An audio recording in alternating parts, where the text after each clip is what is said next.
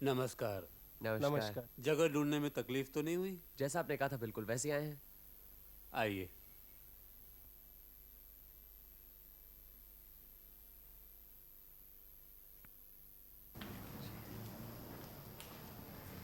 काफी धूप में आए हैं, थोड़ी देर आराम कर लीजिए, फिर मैं आपको सारी जगह दिखाता हूँ और लोगों से परिचय भी करा दूंगा। अच्छा, वो मोटर के टुकड़े तो दिखाइए जो यहाँ फेंके जाते हैं। जी आइए। ये स्पार्क प्लग है। 6 महीने पहले एक रात को इस कमरे में फेंका था। खिड़की का कांच चूर चूर हो गया था। 15-20 दिन के बाद मिला। फिर 15-20 दिन कुछ नहीं, उसके बाद इस दरवाजे पर कार्बोरेटर का टुकड़ा मिला। फिर उसके बाद ये फटा हुआ टायर। लगता है कोई आपको टुकड़ों टुकड़ों में पूरी मोटर कार भेंट करना चाहता है। किसी पगले का मजाक हो सकता है, लेकिन मुझे लगता है जरूर कोई बात है इसमें, इसलिए मैंने आप लोगों को तकलीफ दी। आप ही लोग पता लगा सकते हैं। आखिरी बार मोटर का टुकड़ा कब मिला आपको? कल सुबह। इस बार तो किसी बच्चे की मोटर कार छोड़कर चला गया। इन सब में उंगलियों के निशान नहीं है। लगता है भेंट करने वाला होशियार है। जी। अच्छा, आपकी कॉलोनी में सब लोग इन मोटर पार्ट्स के बारे में जानते हैं? जानते हैं, अच्छा खासा मजाक बना रखा है, सब हंसते हैं। आपके पास मोटर कार है? जी नहीं, कोई खास आना जाना तो होता नहीं, सारा वक्त इसी कॉलोनी में रहता हूँ, इसलिए गाड़ी नहीं ली। आपके परिवार में कौन कौन है? मैं, मेरी पत्नी और मेरा एक भतीजा। आपका अपना भतीजा है? जी, म्युनिसिपल मार्केट के फूलों की दुकान पर बैठता है। हमारे कोई बच्चा नहीं है, लेकिन मेरी पत्नी ने उसे बच्चे की तरह पाल पोस कर बड़ा किया। अच्छा, एक बात बताइए, 10 साल पहले या 20 साल पहले या कुछ भी, आपका ऐसे किसी आदमी से संबंध रहा है जो कि मोटर गाड़ी का धंधा करता हो, या मोटर का दलाल हो, ड्राइवर हो या मैकेनिक हो, कुछ भी? 12 साल पहले मैं पूना में सेशन जज था। तब लाल सिंह नाम के एक आदमी को मैंने फांसी की सजा दी थी। सजा सुनकर उसने मेरी तरफ जूता फेंक कर मारा था। हाँ, उसका एक मोटर का गैराज था। खैर, वो तो गुजर गया। और कोई? मेरे फैसले के खिलाफ उसने हाई कोर्ट में अपील की। उस अपील से फांसी के बजाय उसे 14 साल की कैद हुई। 14 साल? इसका मतलब है वो आज भी जेल में है? अच्छे व्यवहार से अक्सर कैद की मियाद कम हो जाती है, हो सकता है वो छूट गया हो। मतलब आपने पता नहीं लगाया छूट गया है नहीं? अक्सर जेल के अधिकारी पूछने पर बता देते हैं। ये बात तो मेरे दिमाग में भी नहीं थी, आपने पूछा है इसीलिए। अच्छा, आप सेशन जज कितनी देर रहे? मैं ब्लड प्रेशर का मरीज हूँ। 10 साल पहले डॉक्टर ने हिदायत दी थी कि दिमागी काम न करूँ, इसलिए वक्त से पहले रिटायर हो गया और यहाँ आकर फूलों का बगीचा बनाया। अब ब्लड प्रेशर कैसा है आपका? उम्र के साथ साथ ब्लड प्रेशर भी बढ़ता जा रहा है। आइए, हमारे कॉलोनी के लोगों से मिला दो। चलिए।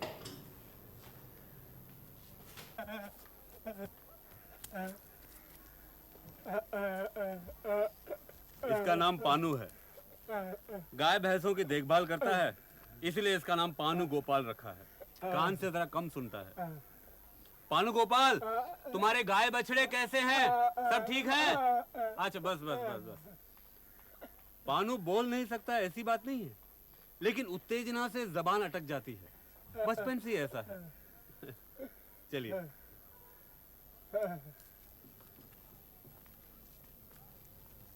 ये पानू कान में रुई क्यों लगाता है?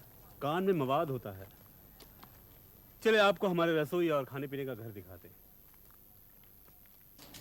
ये हॉल है और वो रहा रसोई घर। ये मेरी धर्मपत्नी दमयंती। नमस्कार। अरे, तुम खाना बना रही हो? मुकुल कहाँ गई? मुकुल के सर में दर्द है, वो सो रही है। तो लक्ष्मी को बुलवा लेती, कुछ मदद तो हो जाती। इसकी क्या जरूरत है, मैं संभाल लूंगी। चाची जल्दी खाना दो, शहर जाना है। अच्छा चलो, आप मैं देती हूँ। अरे विजय, अभी तक काम पर नहीं गए? नहीं, आज थोड़ी देर हो गई चाचा जी, थोड़ा हिसाब तैयार कर रहा था। चलिए।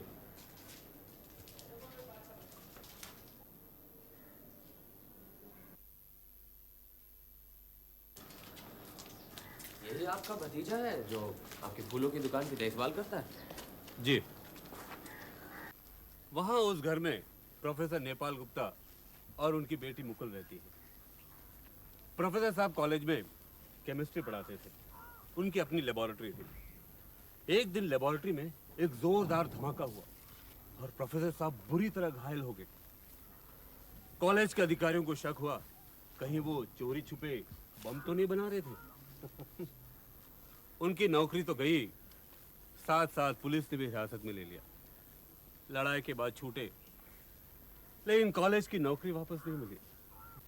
सचमुच बम बना रहे थे? उनका कहना है कि वो पेड़ पौधों के लिए खाद बना रहे थे। यहाँ आकर भी खाद बनाना नहीं छोड़ा। घर में एक लेबोरेटरी बनाई है।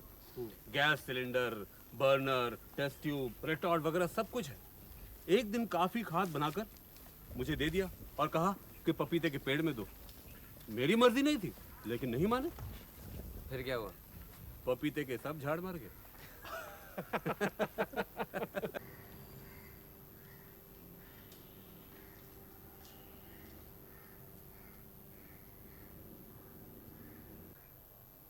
क्या हो रहा है प्रोफेसर? अरे निशारा तुम आओ आओ।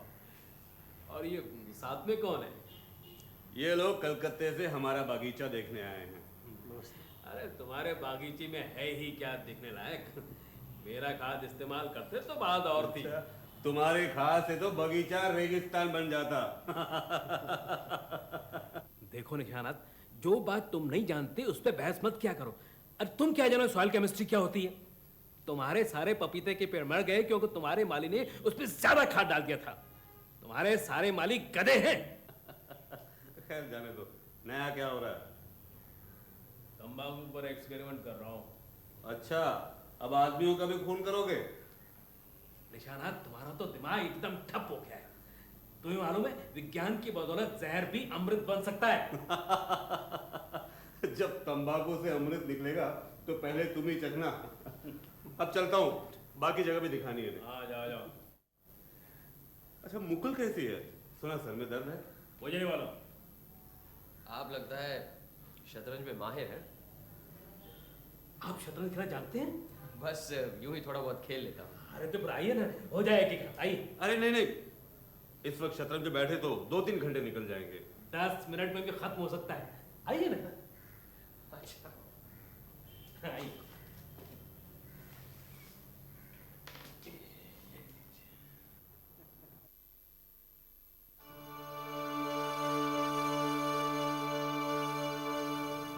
कौन है?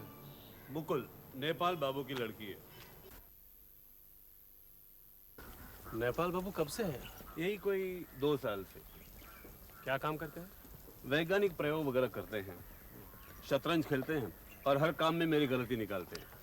आपकी गलती?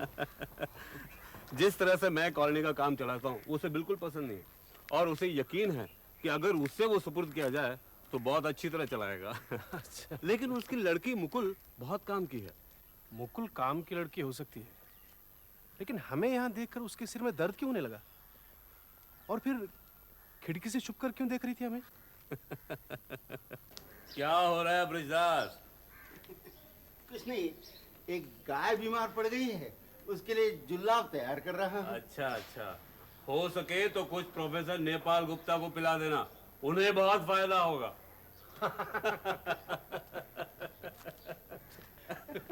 ब्रिजदास हमेशा से वैष्णव नहीं था, लेकिन उसके वैष्णव बनने से हमारे मवेशियों को बहुत फायदा हुआ। हमेशा उनकी देखभाल करता रहता है। अच्छा, पहले क्या था? पूना में सेशंस कोर्ट में क्लार्क था। बहुत दिनों से पहचानता हूँ। एक बार उसने घूस खाकर एक जरूरी दलील गायब कर दी, पकड़ा गया। केस मेरे कोर्ट में ही आया था। 6 साल की सजा हुई। इस बीच नौकरी छोड़कर मैं यहाँ चला आया। सजा होने के बाद जेल से छूटकर वो सीधा मेरे पास चला आया। देखा, सचमुच बदल गया है। अच्छा, हाँ, जेल की हवा खाकर वो वैष्णव बन गया। एक बात ठान ली है बृहदास ने कि कभी झूठ नहीं बोलेगा। ये कुटिया हमारे डॉक्टर भुजंगधर की है। सितार बजाने का बड़ा शौक है। चलिए।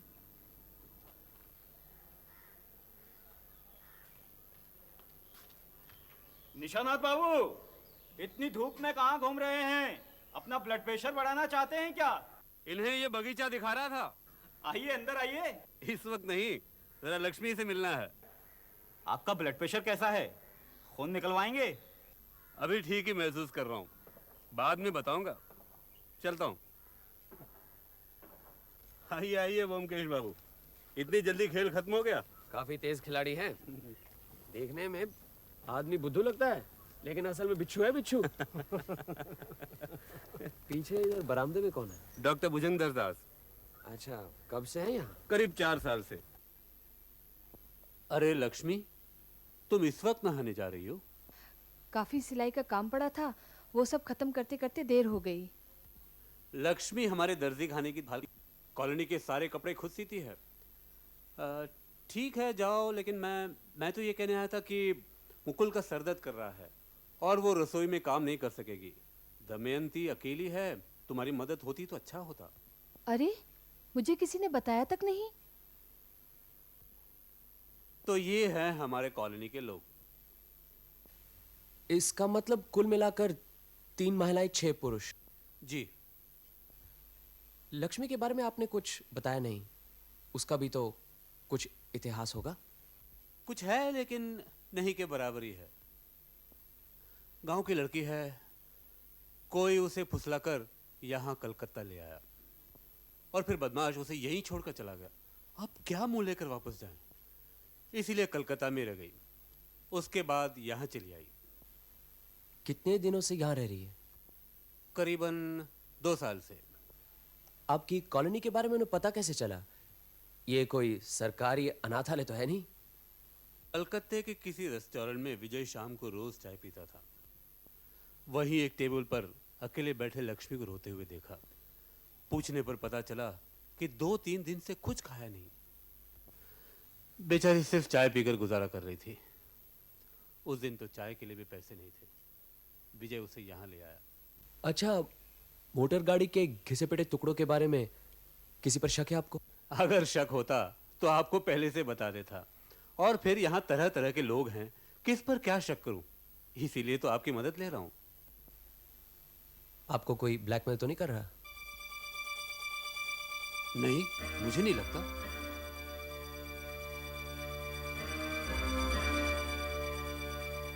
अरे निशानाथ, क्या हो रहा है? आओ आओ प्रोफेसर आओ। मुकुल, तुम्हारा सर दर्द कैसा है? अब ठीक है, मैं अंदर चलती हूँ। आओ बैठो। क्या ख्याल है, एक एक बार से शतरंज हो जाए? नहीं नहीं, अभी नहीं। क्यों बिजदास, तुमने हमारे गाय बैलों को दवाई देना शुरू कर दिया है? अरे गाय बैलों के बारे में कुछ मालूम भी है? और निशानाथ, तुम भी अजीब हो। तुमसे 1000 बार कहा कि कोई अच्छा सा पशु चिकित्सक रख लो, वो तो तुमसे हुआ नहीं। अनाड़ियों के हाथ में मवेशियों को छोड़ रखा है। अरे भाई, जिसका जो काम है वही उसे करना चाहिए। और कुछ नहीं हो सकता तो मुझसे कहो, मैं 2 दिन में तुम्हारे मवेशियों की काया पलट कर दूंगा। अरे मैं सिर्फ केमिस्ट्री नहीं, बायो केमिस्ट भी हूं, समझे? बिजदास, चलो आज तुम्हारे गाय बैलों को दिखाओ। नेपाल, गाय बैलों को जितना चाहो देख लो, लेकिन कोई दवाई वगैरह मत देना। निशानाथ, तुम्हें कुछ समझ तो है नहीं, खामखा सदारी करते रहते हो। अरे जब मैं देखभाल करूंगा मवेशियों की, तब देखना। अरे नेपाल, मेरे हुक्म के खिलाफ कुछ किया तो तुम्हें कॉलोनी छोड़कर जाना पड़ेगा। निशानाथ, मेरा अपमान कर रहे हो तुम? इतनी हिम्मत कैसे हुई तुम्हारी? सोचा होगा मुझे कुछ नहीं मालूम। कर दूं सब भंडा फोड़। नेपाल, चलो निकलो, इसी वक्त यहाँ से निकल जाओ। क्या कहा निशानाथ? तुम्हारी ये मजाक मुझे? मैं ये क्या कर रहे हैं? चलिए चलिए चलिए यहाँ से।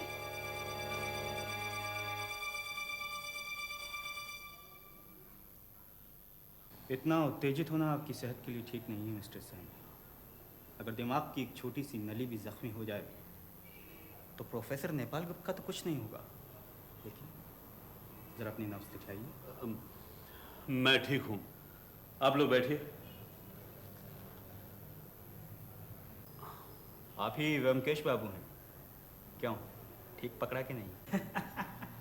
अब सब कुछ जान गए हैं तो 2-4 सवाल आपसे पूछता हूँ, जवाब देंगे? ज़रूर। मेरे बारे में तो शायद आपको सब कुछ मालूम पड़ ही चुका होगा।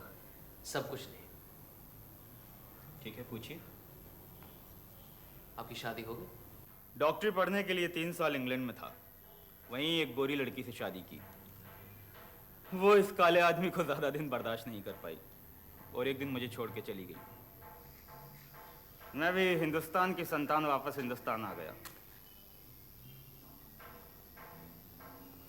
उसके बाद कभी उससे मुलाकात नहीं हुई। एक और सवाल है, जिस गुनाह की वजह से आपकी डॉक्टरी का लाइसेंस जब्त कर लिया गया था, वो गुनाह क्या था? एक नारी को लो क्लास से बचाने के लिए उसका गर्भपात किया था, पकड़ा गया, बस। अच्छा, मैं अभी आया। व्योमकेश बाबू, मैं आपके सभी सवालों का जवाब दे चुका हूँ, लेकिन आपने अभी तक मेरे पहले सवाल का जवाब नहीं दिया। कौन सा सवाल? मोटर गाड़ी के टुकड़ों के रहस्य का समाधान हुआ? अभी नहीं, कुछ समझ में नहीं आ रहा। क्या आप इस पर रोशनी डाल सकते हैं? मुझे पूरा यकीन है कि ये सारा काम उस प्रोफेसर नेपाल गुप्ता का है। वही निशानात बाबू को डरा धमका रहा है। प्रोफेसर ऊपर से जितना घमंडी है, अंदर से उतना ही पेचीदा। लेकिन निशानात बाबू को डराने से उसका क्या फायदा? प्रोफेसर इस कॉलोनी का कर्ता धर्ता बनना चाहता है। भला निशानात बाबू ऐसा क्यों होने देंगे? इसीलिए वो प्रोफेसर जो है निशानात बाबू को दबा रहा है। उसने एक प्रकार से वॉर ऑफ नाउ शुरू कर रखा है।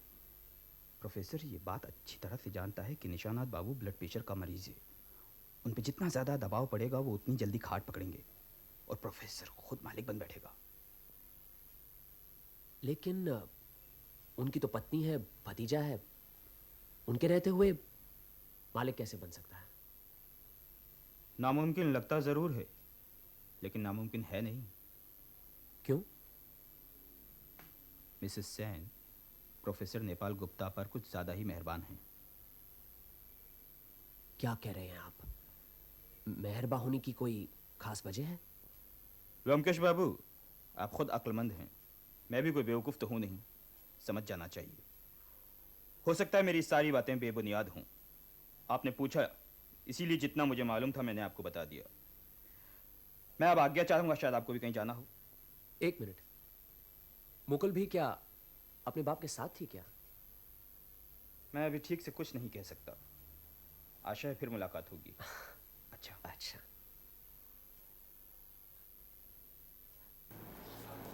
जी नमस्ते।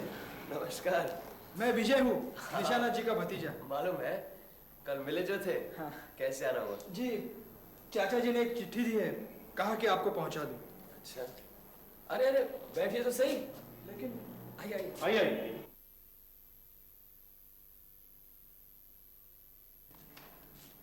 मैंने कल सुबह आपको कॉलेज में देखा था, लेकिन उस वक्त आपका असली परिचय मालूम नहीं था। तो असली परिचय किसने दिया? जी घर वापस जाकर पता चला। अच्छा, चाचा जी ने क्या किसी जरूरी काम से बुलाया था आपको? ये तो अपने चाचा से ही पूछना था। चाचा जी हमें सब बातें थोड़ी बताते। वो तो मोटर के पार्ट्स को लेकर कुछ परेशान है, इसलिए। अच्छा, मोटर के पार्ट्स के बारे में आपका क्या ख्याल है? मुझे तो बिल्कुल बचकाना काम लगता है। हाँ, यहाँ से 1 मील दूर एक गांव है, वहाँ के लड़के बहुत बदमाश हैं। वही सब शैतानी करके कूड़ा करकट हमारे यहाँ फेंक जाते। अच्छा जी। प्रोफेसर नेपाल गुप्ता का क्या हाल है? सुना था कि प्रोफेसर साहब ने चाचा जी का अपमान किया था कल शाम को। चाचा जी ने तो सह लिया। अगर उनकी जगह मैं होता तो। प्रोफेसर क्या अभी तक कॉलोनी में ही है? हाँ, मुकुल ने कल रात को चाची जी के बहुत हाथ पांव पकड़े और चाची जी हमारी बहुत नरम दिल की है, वो मान गई। उन्होंने चाचा जी को मना लिया। वैसे चाचा जी चाची की बात कभी नहीं टालते। प्रोफेसर की किस्मत अच्छी है। मेरे ख्याल से अगर वो चले जाते तो अच्छा ही होता। उनकी लड़की कैसी है? जी मुकुल नहीं, मुकुल तो ठीक ही है। वो अपने बाप की तरह नहीं है। वो ठीक है। मैं चलता हूँ, मुझे बहुत सारे काम है। जी नमस्ते। जी नमस्ते। नमस्ते।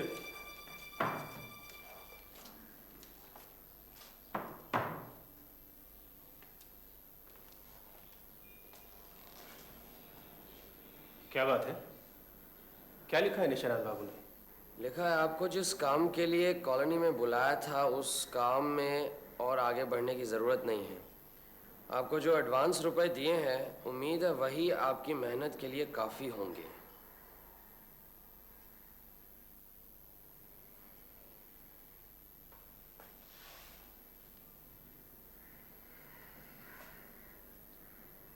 ये निशानाथ बाबू ने अपना इरादा क्यों बदल दिया? शायद वो डर गए कि कहीं उनकी खुद की कलई न खुल जाए। निशानाथ बाबू की जिंदगी में जरूर कोई छुपा हुआ रहस्य है। याद नहीं, कल प्रोफेसर ने उसे धमकी दी थी, कर दूं सारा भांडा फोड़। मतलब प्रोफेसर को उनके छुपे रहस्य का पता है? लगता तो यही है। प्रोफेसर भांडा फोड़ की धमकी देकर उसे ब्लैकमेल कर रहा है। लेकिन कल ही तो उन्होंने मुझे साफ साफ बताया कि उन्हें कोई ब्लैकमेल नहीं कर रहा।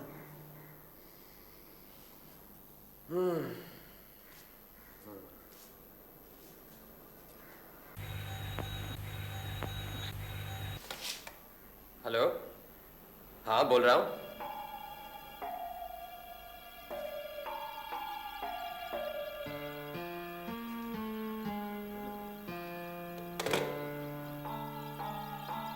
तूफान आ गया। कैसे तूफान? जिसका डर था, निशानाथ बाबू की मौत हो गई है। क्या? चलो वहीं चलना है अभी। मौत हो गई? क्या बात होने? क्या पता, मौत स्वाभाविक भी हो सकती है, नहीं भी। टेलीफोन किसने किया था? विजय ने। चलो जल्दी तैयार हो जाओ, ट्रेन से देर हो जाएगी, टैक्सी लेकर चलते रहो।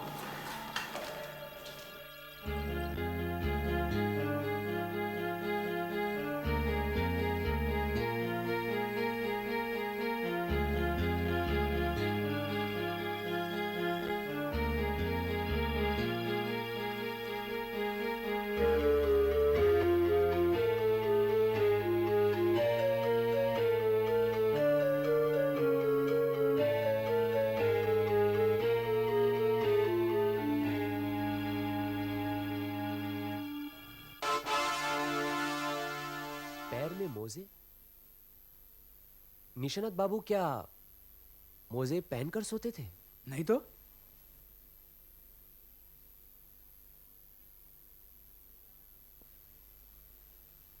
गरम मोजे? क्या लगता है ब्योमकेश बाबू? आपकी चाची कहाँ है? जी बेहोश पड़ी है, आइए।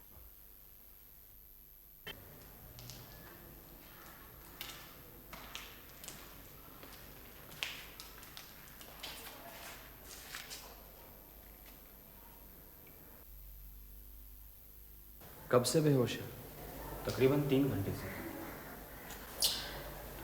इन्होंने ही सबसे पहले निशानाथ जी को देखा था। देखते ही चीख कर गिर पड़ी, तभी से बेहोश है। आपने लाश देखी है? हाँ। आपको क्या लगता है, कुदरतन गुजर गई या फिर? इस विषय में मैं कुछ भी नहीं कहना चाहूँगा। कॉलोनी के डॉक्टर पाल को बुलाया है, वही बेहतर बतला पाएंगे।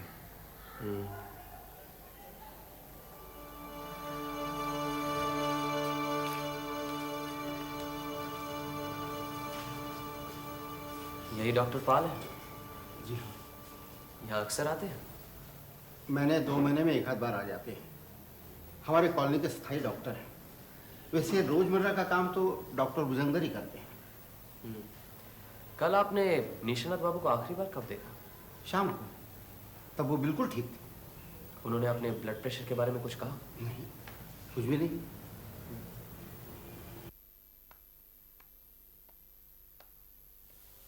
माफ कीजिए, आप क्या डेथ सर्टिफिकेट लिख रहे हैं? व्योमकेश बख्शी। आप क्या समझते हैं ये कुदरतन मृत्यु है? मौत क्या कभी कुदरतन होती है? शरीर की हालत जब अस्वाभाविक होती है, गैर कुदरतन, तभी तो मौत आती है। आप ठीक ही कह रहे हैं, लेकिन शरीर अस्वाभाविक अपने आप ही हो सकता है और बाहर से भी करवाया जा सकता है। आप क्या कहना चाहते हैं मैं समझ गया, लेकिन मैंने निशानात बाबू के शरीर को अच्छी तरह से परख लिया है। कहीं कोई चोट के निशान नहीं है। उनके मृत्यु का समय रात के 10 से 11 के बीच में है। कल रात सोते वक्त उनके मस्तिष्क की कोई नस फट गई होगी, इसलिए सोते हुए ही उनकी मौत हो गई। जो ब्लड प्रेशर के मरीज होते हैं उनकी अक्सर मौत ऐसे ही होती है। लेकिन उनके पैरों में मोजे थे, आपने गौर किया होगा। इतनी गर्मी में गर्म मोजे पहनकर सोए थे, क्या ये यकीन करने लायक बात है? मोजे की बात डॉक्टरी दायरे में नहीं आती, फिर भी इस बात पर गौर किया जा सकता है। निशानात बाबू खुद मोजे पहनकर सोएंगे ये यकीन नहीं होता, और कोई और उन्हें सोते हुए मोजे पहनाएगा ये भी यकीन करने लायक बात नहीं है। कोई ऐसा करेगा तो वो जागेंगे नहीं।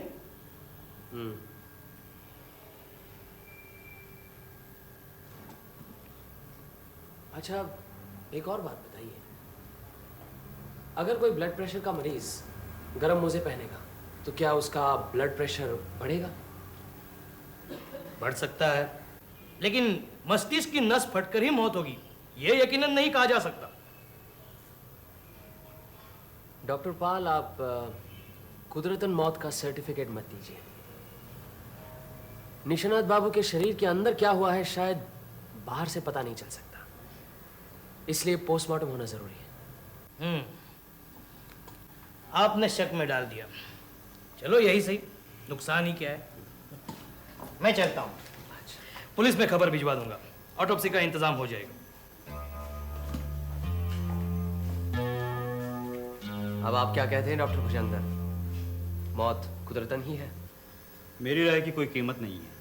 आपको शक हुआ है, पोस्टमार्टम करवा लीजिए, लेकिन कुछ मिलने वाला नहीं है। ये आप कैसे कह सकते हैं? मैं खुद भी एक डॉक्टर हूँ।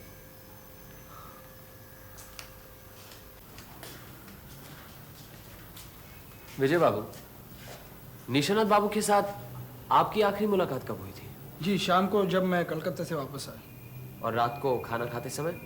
नहीं, मैं कुछ जल्दी खा पी कर रात 8 की गाड़ी से वापस कलकत्ते चला गया था। वापस कलकत्ते चले गए? जी, कुछ काम था। करीबन रात को 12:30 बजे आकर सो गए। सुबह सुबह मुकुल ने आकर मुझे बताया। मुकुल ने? जी, मुकुल यहाँ से गुजर रही थी कि उसने चाची जी की चीख सुनी। उन्हें बेहोश देखा तो मुझे बताने चली आई।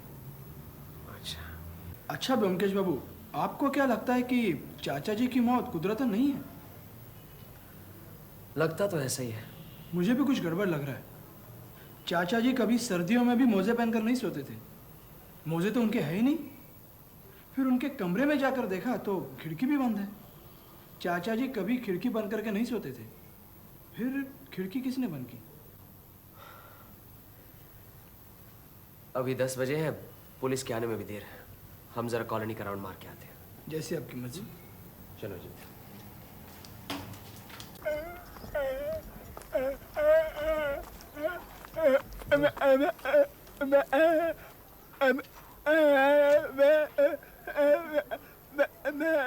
अच्छा, हाँ ठीक है।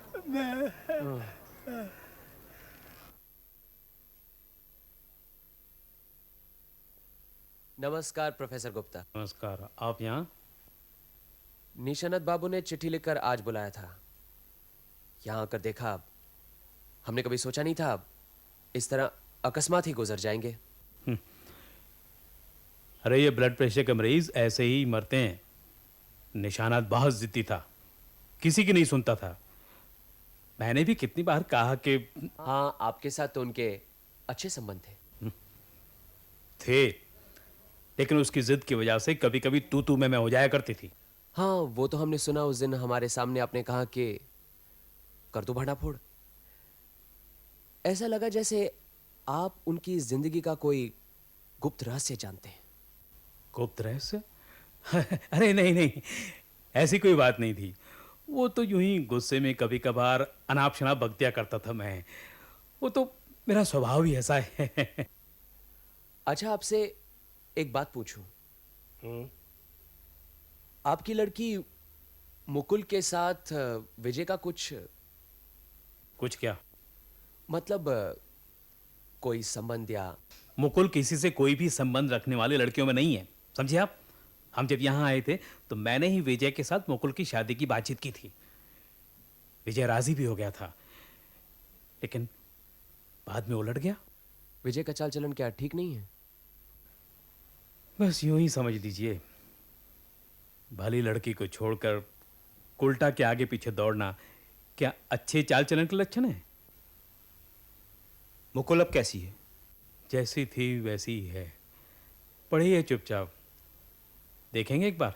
चलिए देखते हैं। मुकुल और विजय की संबंध की बात क्या है, कुछ समझ में नहीं आई। जब प्रोफेसर यहाँ नए नए आए ना, तब मुकुल और विजय में काफी दोस्ती हो गई थी। शादी की बात भी पक्की हो गई थी। फिर ये लक्ष्मी आई, विजय लक्ष्मी पर लट्टू हो गया, मुकुल से शादी तोड़ दी। निशानाथ बाबू जरूर इस शादी के खिलाफ थे। अच्छा, निशानाथ बाबू की मौत स्वाभाविक नहीं है, तुम्हें पूरा यकीन है? पूरा 100%। उनके ब्लड प्रेशर ने उन्हें पहाड़ी के किनारे ला खड़ा किया और किसी ने जोर से पीछे से धक्का दे दिया।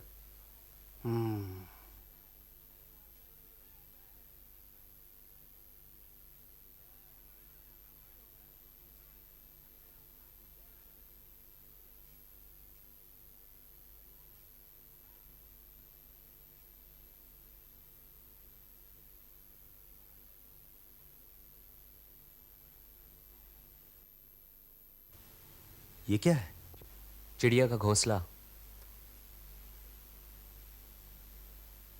वो देखिए, ऊपर पंखे पर बाकी का टुकड़ा भी है।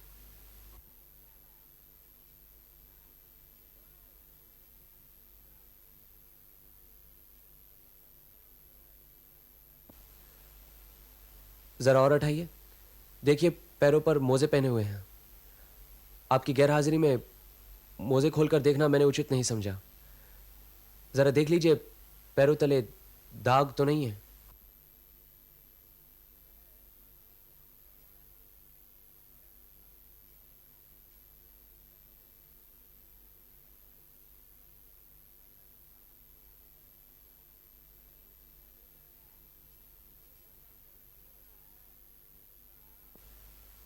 ये दाग देखिए। किसी चीज से बांधने के दाग नजर आते हैं, लेकिन इससे क्या पता चलता है? कम से कम इतना तो पता चलता है कि निशानाथ बाबू ने मरने से पहले ये मोजे खुद नहीं पहने, ये पहनाए गए हैं। लेकिन क्यों? जब तक पोस्टमार्टम नहीं होता कुछ पक्का कहा नहीं जा सकता। खास तौर पर आप डॉक्टर से पूछ लीजिएगा कि कहीं शरीर पर कोई हाइपोडर्मिक सिरिंज के निशान तो नहीं है। ठीक है, मैं लाश को पोस्टमार्टम के लिए भिजवाता हूं। इसकी रिपोर्ट कल दोपहर तक मिल जानी चाहिए। आप कल एक बार पुलिस स्टेशन आ जाएंगे? जरूर। चलिए। रिपोर्ट साफ है, शक की कोई गुंजाइश ही नहीं। खून में किसी तरह का जहर या दवाई का निशान नहीं है। निशानात ब्रेन हेमरेज की वजह से मरे हैं। हाइपोडर्मिक सिरिंज के कोई निशान नहीं मिले? दाहिनी हाथ की कोहनी में कुछ सुई चुभाने के निशान हैं जरूर, लेकिन वो कोई 4-5 महीने पुराने हैं। और पैरों पर इलास्टिक गार्टर्स के कोई निशान? डॉक्टर का कहना है कि इस दाग का मृत्यु से कोई संबंध नहीं। शरीर की जांच से उम्मीद रखना शायद गलती थी। आइए आइए। जी नमस्ते। नमस्कार, बैठिए।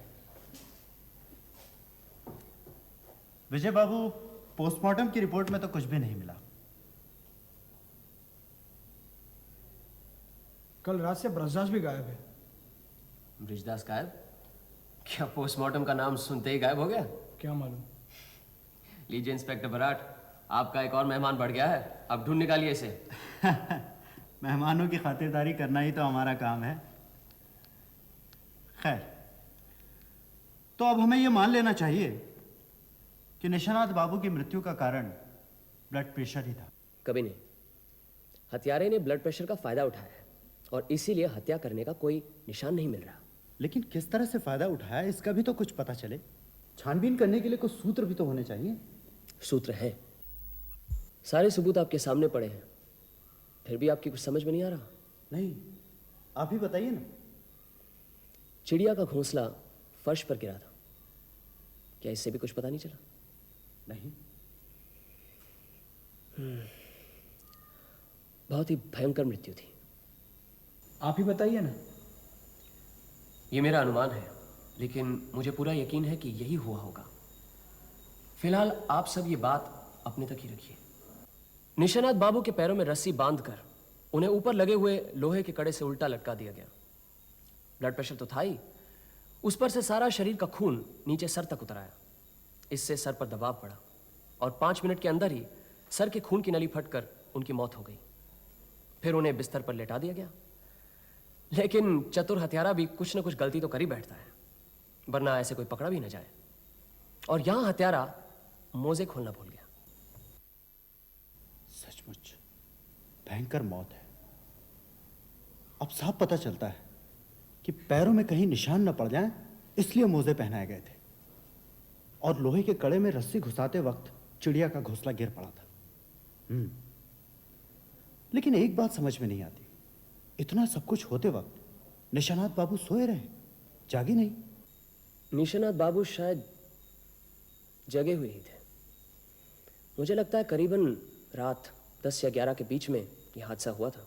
डॉक्टर पाल की भी यही राय है। जाहिर है किसी जान पहचान वाले ने ही उनका खून किया था। मेरा अनुमान था कि हत्यारे ने शायद इंजेक्शन के साथ उन्हें बेहोश किया होगा और फिर उल्टा लटका दिया होगा, लेकिन शरीर पर सुई चुभाने के कोई निशान नहीं मिले। इसीलिए हमें समझ लेना चाहिए कि उसने बड़ी चतुराई से उन्हें बेहोश किया।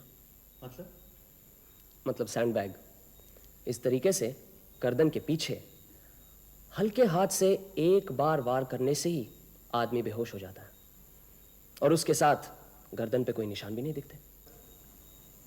लेकिन कौन है वो? कौन ऐसा कर सकता है? अभी बताना मुश्किल है, लेकिन एक बात समझ में नहीं आ रही। दमयंती या मिसेस सेन पास वाले कमरे में ही थी, उन्हें कैसे कुछ पता नहीं चला?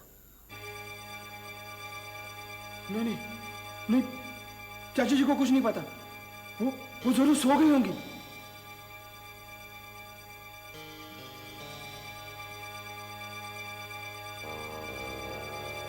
है, जो भी हो, वक्त आने पर सब पता चल जाएगा। फिलहाल एक बात बताइए, निशानाथ बाबू का वारिस कौन है? मैं और चाची जी बराबर हिस्सों में। ये नोट कर लीजिए। एक बात और, क्या मोटर के टुकड़ों के साथ निशानाथ बाबू की मौत का कोई संबंध है? हो भी सकता है, नहीं भी। आज मैं लाल सिंह के बारे में पूछने गया था। कौन लाल सिंह? निशानाथ बाबू किसी समय सेशन जज थे। तब उन्होंने लाल सिंह नाम के एक मोटर गैराज वाले को खून के मामले में फांसी की सजा दिलवाई थी। उसने कोर्ट में जूता लेकर उनकी तरफ फेंका था। अपील से उसको आजन्म कारावास हुआ। फिर पता चला कि 2 साल पहले उसकी जेल में ही मौत हो गई थी। उसकी पत्नी को चिट्ठी भेजी गई थी, लेकिन चिट्ठी वापस आ गई। उस औरत का कुछ पता नहीं चला। फिर ये मोटर के टुकड़े कौन फेंकता है? मोटर के टुकड़े निशानाथ बाबू के लिए है, ऐसा तो कोई सबूत नहीं है। ये तो उनका ख्याल था, गलत भी हो सकता है। लेकिन निशानाथ बाबू को इस बेदर्दी से कत्ल करने की वजह क्या हो सकती है? निशानाथ बाबू ने मुझे तहकीकात करने के लिए बुलाया था। शायद यही अहम वजह थी। गुत्थी उलझती जा रही है। सब सुलझ जाएगी। फिलहाल आप 2 काम कीजिए। पहला तो कॉलोनी के हर एक व्यक्ति के अंगूठे का छाप ले रखिए। इससे क्या फायदा? आप लेकर तो रखिए, काम आ सकता है।